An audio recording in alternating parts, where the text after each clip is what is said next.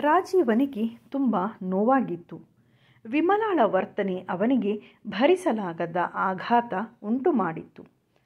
ತಾನು ತಪ್ಪಿದ್ದೆಲ್ಲಿ ಎಂದು ಅವನಿಗೆ ತಿಳಿಯದಾಯಿತು. ಅವನು ಮದುವೆಯ ಯೋಚನೆಯನ್ನು ಮಾಡಲಿಲ್ಲ. ನೋವಿನ ಗೆಡ್ಡೆಯೊಂದನ್ನು ಎದೆಯಲ್ಲಿ ಬೆಳೆಸಿಕೊಳ್ಳುತ್ತಾ ಒಂಟಿಯಾಗಿ ಇದ್ದುಬಿಟ್ಟ. ಆಸೆಯಿಂದ ಆರಿಸಿಕೊಂಡ ಪ್ರೀತಿಯ ದಾರಿ ಅವನನ್ನು ಬೆಂಗಾಡಿನ ನಡುವೆ ತಂದು ನಿಲ್ಲಿಸಿಬಿಟ್ಟಿತ್ತು. ಅವನಿಗೆ ಜೀವನದ ಮೇಲಿನ ನಂಬಿಕೆಯೇ ಕಳೆದು ಹೋಗಿತ್ತು. ದಿನೇ ದಿನೇ ಅವನು ಬದುಕಿಗೆ ವಿಮುಖನಾಗತೊಡಗಿದ್ದ.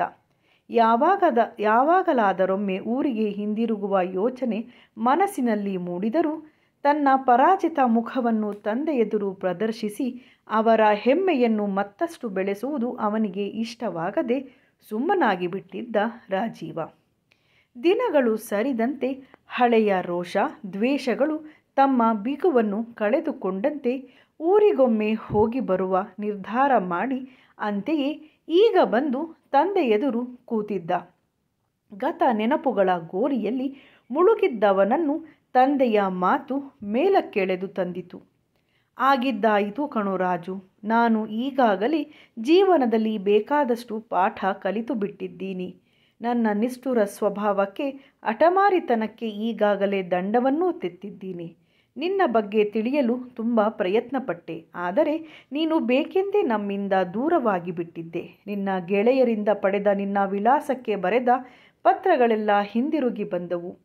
ನಿನ್ನ ಹೆಂಡತಿ ಮಕ್ಕಳನ್ನು ಇಲ್ಲಿಗೆ ಕರೆದುಕೊಂಡು ಬಂದು ಬಿಡು.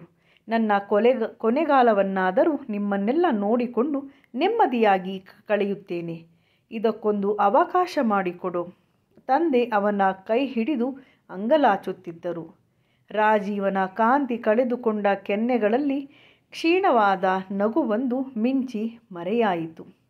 ಬದುಕಿನ ಕಡೆಯ ಕ್ಷಣಗಳನ್ನು ಎದುರಿಸುತ್ತಿರುವ ಮುದಿ ತಂದೆಯ ಮುಂದೆ ತನ್ನ ಅಸ್ತವ್ಯಸ್ತ ಬದುಕನ್ನು ಬಿಚ್ಚಿಡುವುದರಲ್ಲಿ ಯಾವ ಅರ್ಥವೂ ಇಲ್ಲ ಅನ್ನಿಸಿತು. ಜೀವನ ಪರಿಯೇ ವಿಚಿತ್ರ. ಯಾವುದೋ ಮರೀಚಿಕೆಯ ಬೆಂಬತ್ತಿ ಹುಟ್ಟಿ ಬೆಳೆದ ಮನೆ, ಊರನ್ನು ಬಿಟ್ಟು ಅಪರಿಚಿತ ತಾಣದಲ್ಲಿ ತನ್ನ ಬೇರುಗಳನ್ನು ಹುಡುಕಿಕೊಂಡೆ. ಮಮತೆಯ ತಾಯಿಯ ಜೀವಕ್ಕೆ ಎರವಾದೆ. ಅಂದು ತಾವು ಸತ್ತಾಗ ಕೂಡ ಬರಬೇಡವೆಂದು ಕೂಗಾಡಿ ನೋಯಿಸಿದ್ದ ಅಪ್ಪ ಈಗ ಸೋಲೊಪ್ಪಿಕೊಂಡು ಮತ್ತೆ ಬರುವಂತೆ ಆಹ್ವಾನಿಸುತ್ತಿದ್ದಾರೆ. ಆದರೆ ನನ್ನ ಬಾಳುವೆಯ ಸೇತುವೆ ಸರಿಪಡಿಸದಂತೆ ಮುರಿದು ಬಿದ್ದಿದೆ. ರಾಜೀವ ಎದೆಯ ನೋವಿನ ತರಂಗಗಳನ್ನು ಅಡಗಿಸಿಕೊಳ್ಳುತ್ತಾ, ಅಷ್ಟು ಸುಲಭವಾಗಿ ಒಮ್ಮೆಗೆ ಇಲ್ಲಿ ಬರೋದು ಸಾಧ್ಯವಿಲ್ಲಪ್ಪ. ಮುಂದೆ ನೋಡೋಣ. ನಾನು ಇನ್ನು ಮುಂದೆ ಆಗಾಗ ಬಂದು ನಿನ್ನನ್ನು ನೋಡಿಕೊಂಡು ಹೋಗ್ತಾ ಇರ್ತೀನಿ ಎಂದು ತಂದೆಯನ್ನು ಸಮಾಧಾನಪಡಿಸಿದ. ಇವನ ಮಾತಿನಲ್ಲಿ ಅವರಿಗೆ ನಂಬಿಕೆ ಬಂದಂತೆ ದೃಷ್ಟಿ ಕಳೆದುಕೊಂಡು ಮಂಕಾಗಿದ್ದ ಕಣ್ಣುಗಳು ಹೊಳಪುಗೊಂಡವು. ಅಷ್ಟು ಹೊತ್ತಿಗೆ ಬಂದ ರಾಘವ. ಅಣ್ಣ ಹಾಗೇ ಇದ್ದಾನೆ. ಅವನ ಬದುಕನ್ನು ಸವಾಲಾಗಿ ಸ್ವೀಕರಿಸಿದವನಲ್ಲ. ಅದಕ್ಕೆದುರಾಗಿ ಸಡ್ಡು ಹೊಡೆದು ನಿಲ್ಲದೆ ಬಂದದ್ದನ್ನು ಬಂದಂತೆ ಒಪ್ಪಿಕೊಳ್ಳುತ್ತಾ ಬಂದವನು. ಅದಕ್ಕೆ ಇರಬೇಕು. ವಯಸ್ಸು ಕೂಡ ಅವನ ಮೇಲೆ ಅಷ್ಟಾಗಿ ಪ್ರಭಾವ ಬೀರಿದಂತಿಲ್ಲ. ಅಣ್ಣನದು ತುಂಬ ಸಾತ್ವಿಕ ಸ್ವಭಾವ. ಅಪ್ಪನ ನಿರಂಕುಶಮತಿಯಿಂದಾಗಿ ಮುರುಟಿಕೊಂಡ ವ್ಯಕ್ತಿತ್ವ ಅವನದು. ತಮ್ಮನನ್ನು ಕಂಡ ರಾಘವ ತುಂಬ ಸಂತೋಷಪಟ್ಟ. ಅವನನ್ನು ಆಲಂಗಿಸಿಕೊಂಡು ತನ್ನ ಖುಷಿ ವ್ಯಕ್ತಪಡಿಸಿದ. ತನ್ನ ಬದುಕು ಎಲ್ಲವನ್ನೂ ಪೂರ್ತಿಯಾಗಿ ಕಳೆದುಕೊಂಡು ಬರಿದಾಗಿಲ್ಲ. ಇನ್ನು ಅಲ್ಪ ಸ್ವಲ್ಪ ಮೆರುಗನ್ನು ಉಳಿಸಿಕೊಂಡಿದೆ ಅನ್ನಿಸಿತು ಅವನ ಅಕ್ಕರೆಯನ್ನು ನೋಡಿ ರಾಜೀವನಿಗೆ. ಅಣ್ಣ ಅತ್ತಿಗೆ ಮಕ್ಕಳೊಡನೆ ನಗುತ್ತಾ ಮಾತನಾಡುತ್ತಾ ಬಹುದಿನಗಳ ನಂತರ ಹೊಟ್ಟೆ ತುಂಬ ಊಟ ಮಾಡಿದ.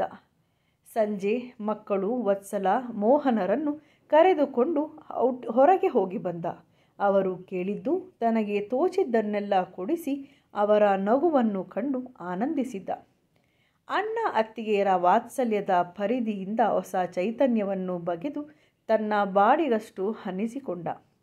ರಾಜೀವನಿಗೆ ತನ್ನ ಖಾಸಗಿ ಬದುಕಿನ ಬಗ್ಗೆ ಹೇಳಿಕೊಳ್ಳುವುದು ಅಷ್ಟಾಗಿ ಇಷ್ಟವಿಲ್ಲದ್ದು ಕಂಡು ರಾಘವನಾಗಲಿ ಮೀರಳಾಗಲಿ ಅವನನ್ನು ಕೆದಕಲು ಹೋಗಲಿಲ್ಲ.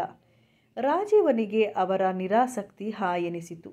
ಮುಂದೆ ಎಂದಾದರೂ ತಿಳಿದರೆ ತಿಳಿಯಲಿ. ಈಗಂತೂ ಸತ್ತ ಭೂತವನ್ನು ಮೇಲೆತ್ತುವುದು ಬೇಡ ಎಂಬುದು ಅವನ ಅಭಿಮತವಾಗಿತ್ತು. ರಾಜೀವ ರಾತ್ರಿಯ ಬಸ್ಸಿಗೆ ಬೊಂಬಾಯಿಗೆ ಹೊರಟ. ರಾಘವ ಮೀರಾ ಇಷ್ಟು ಬೇಗ ಅವನನ್ನು ಕಳಿಸುವುದು ಸ್ವಲ್ಪವೂ ಇಷ್ಟವಿರಲಿಲ್ಲ. ಇಷ್ಟು ವರ್ಷಗಳ ನಂತರ ಬಂದಿದ್ದೀಯಾ, ಇನ್ನು ಒಂದೆರಡು ದಿನ ಇದ್ದು ಹೋಗು, ಮತ್ತೆ ಯಾವಾಗ ನೀನು ಬರುವುದು ಎಂದು ತುಂಬ ಒತ್ತಾಯಿಸಿದರು. ರಾಜೀವ ಅವರ ಕೋರಿಕೆಯನ್ನು ಕೆಲಸದ ನೆಪ ಹೇಳಿ ನಯವಾಗಿ ನಿರಾಕರಿಸಿದ. ನಾನು ದಿಢೀರನೆ ಬಂದಿದ್ದರಿಂದ ಹೋಗಲೇಬೇಕಾಗಿದೆ.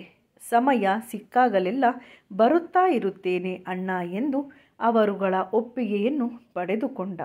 ಆದರೆ ಮತ್ತೆ ಇಲ್ಲಿಗೆ ಬರುವ ಇರಾದೆಯೇನೂ ಅವನ ಮನಸ್ಸಿನಲ್ಲಿ ಇರಲಿಲ್ಲ. ಕಡೆಯ ಬಾರಿಗೆಂಬಂತೆ ತಂದೆಗೆ ನಮಸ್ಕರಿಸಿದ ರಾಜೀವ. ಅವರು ನಡುಗುತ್ತಿರುವ ಕೈಯೆತ್ತಿ ಅವನ ತಲೆಯನ್ನು ಮಮತೆಯಿಂದ ನೇವರಿಸಿದರು. ಮಾಡಿದ್ದ ಪಾಪಗಳಿಗೆ ಕ್ಷಮೆ ಪಡೆದುಕೊಂಡಂತಹ ನಿರಾಳವಾದ ಭಾವನೆ ಅವರ ಮುಖದ ಮೇಲೆ ನೆಲೆಸಿತ್ತು. ಮಕ್ಕಳು ಹೋಗಬೇಡ ಚಿಕ್ಕಪ್ಪ ಎಂದು ಅಂಗಲಾಚುತ್ತಿದ್ದವು. ಅವರನ್ನು ಎತ್ತಿಕೊಂಡು ಅಪ್ಪಿ ಮುದ್ದಿಸಿದ. ಅಣ್ಣ ಅತ್ತಿಗೆಯರ ಕಡೆಗೊಮ್ಮೆ ಕೈ ಬೀಸುತ್ತಾ ತನ್ನ ಹನಿಗೂಡುತ್ತಿರುವ ಕಣ್ಣುಗಳನ್ನು ಎಲ್ಲರಿಂದ ಮರೆಮಾಚುತ್ತಾ ತಾನು ಹುಟ್ಟಿ ಬೆಳೆದ ಮನೆಗೆ ಬೆನ್ನು ತಿರುಗಿಸಿ ಹೊರನಡೆದ ರಾಜೀವ. ಧನ್ಯವಾದಗಳೊಂದಿಗೆ ಕೃಷ್ಣಾರ್ಪಣಮಸ್ತು. ಸ್ನೇಹಿತರೆ, ಈ ಕತೆ ಇಷ್ಟವಾಗಿದ್ದರೆ ದಯವಿಟ್ಟು ಇದನ್ನು ಲೈಕ್ ಮತ್ತು ಶೇರ್ ಮಾಡಿ ಹಾಗೂ ನಮ್ಮ ಚಾನಲನ್ನು ಸಬ್ಸ್ಕ್ರೈಬ್ ಮಾಡುವುದರ ಮೂಲಕ ನಮ್ಮನ್ನು ಸಹಾಯ ಮಾಡಬೇಕಾಗಿ ಕೇಳಿಕೊಳ್ಳುತ್ತೇವೆ.